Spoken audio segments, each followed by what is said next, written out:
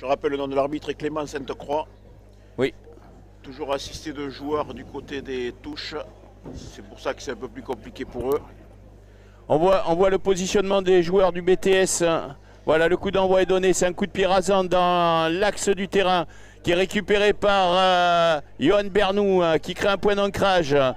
Et on va enchaîner avec Dupart qui avance et qui est bien pris par la défense soustonnaise qui commence à bien se mettre en place et à circuler. On va sortir peut-être par l'intermédiaire du pied de Maxime Feigna. Attention, il a été pris, il y a une montée anticipée. On avance toujours avec le capitaine Kevin Mongrand. Maxime Feigna qui joue, attention, c'est un peu d'ancrage et on va repartir autour avec Darmaillac. Darmaillac qui a le soutien de Bastien Fort. Bastien Fort qui est l'homme en forme du moment à Souston. On enchaîne encore avec Pérusin. Pérusin sur le petit côté qui a donné à Tony Ruba de Mera. Et on va faire rebondir le ballon une nouvelle fois avec Montus. Montus pour Bastien Fort. Ça enchaîne pas trop mal côté Souston. Et il y aura un avantage, Benoît. Pour un plaquage haut, je pense. Pour plaquage haut, mais monsieur l'arbitre a joué Gaillon pour Labeyrie qui est pris, attention au grattage de ballon, et monsieur l'arbitre va revenir à la première faute.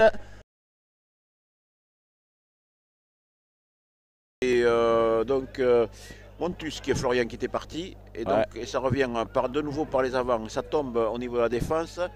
Les avants lancés, toujours numéro 7, donc c'est Montus, Florian qui a pris le ballon. Attention Darmaillac qui va être pris un peu haut. L'arbitre l'a vu et il a signalé. Et donc ça ouvre avec Minjoulou qui écarte. Benjamin Labeyrie qui porte un peu le ballon, plus qu'il avait un soutien qui était un peu devant lui. Il n'a pas fait la passe, c'est bien.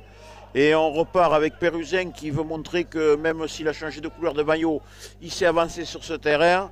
Le ballon toujours en possession des Soustonnais. On repart avec Minjoulou qui repart avec Paul Dufour. On repart pour les avants. Attention les protections, il ne faut pas que les joueurs y plongent dessus.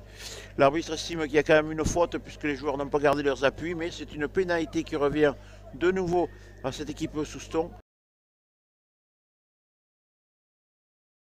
C'était important et ça joue sur le fermé avec le ballon qui est donné à Naïragué. Naïragué qui a réussi à passer les bras et qui va donner directement à Barrère. Est-ce qu'il va aller au bout, Barrère? Non, il n'est pas au bout. Il faut qu'il lâche ce ballon, la protection alliée.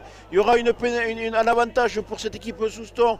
Et là, il y aura même une biscotte. Ah là, oui, il va y avoir une petite biscotte. Oui.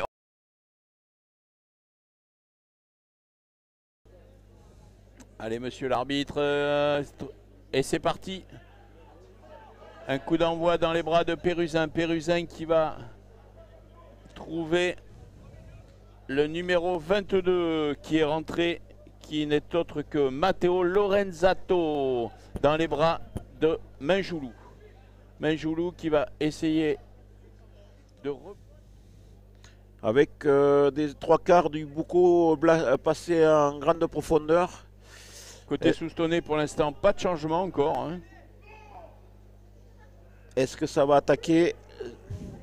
C'est le numéro 8 qui prend le ballon. Non, c'est le numéro 9 qui a été obligé de prendre le ballon puisque la mêlée avait commencé à tourner. L'arbitre a laissé jouer. Attention, Souston de ne pas être hors jeu. Hein. Monsieur l'arbitre a été gentil là. Hein. Oui, parce que Montus a fait un pas en arrière, mais il aurait pu sanctionner sans rien dire. Et ça joue avec la ligne 3 quarts qui donne et un ballon qui est inserté par Ducout. David Ducout qui est opportuniste. Et il va aller au bout. David Ducout, il va aller au bout entre les poteaux. Un très bel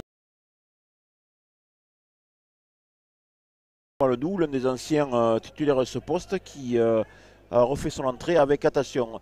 Oh, il y a eu un plaquage haut, il va peut-être y avoir une sanction avec un jaune là, puisqu'il y a eu un plaquage très haut donc, sur ce joueur du Boucau. Et c'est donc Félix Martini peut-être, qui c'est le joueur qui a pris? C'est le capitaine? Non. C'est pas Montus?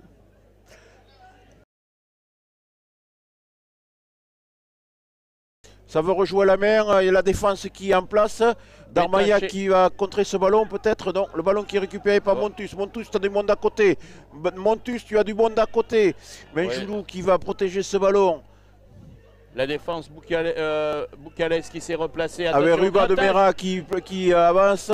Le ballon qui est toujours du côté de Souston. Avec attention de pas Bastien Faure qui essaye d'avancer mais qui est pris par Grimaud Baillet. de bien construire Attention, ce il y a jeu. un casque qui a volé. On va repartir par Benjamin Labeillerie. Benjamin Labeillerie qui est pris dans la nasse boucalaise. C'était pas un cadeau pour Benjamin Labeillerie. Oui, mais une pénalité qui sera récupérée Voilà. par Souston. Et Souston... Parce qu'ils se sont couchés sur le joueur.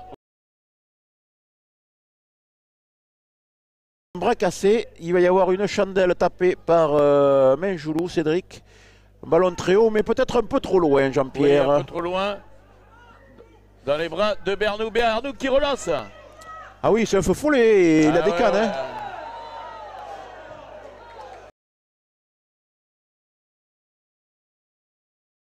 La défaite, Mugron qui est mené toujours 23-7 contre le Stade Navarrais à Navarinx. Le BTS va garder sa 10e place avec ses 3 points d'avance. Oui, mais c'est quand même encore un revers à domicile. Hein. Oui. Donc, et la fin de ce match qui est sifflé donc, par monsieur l'arbitre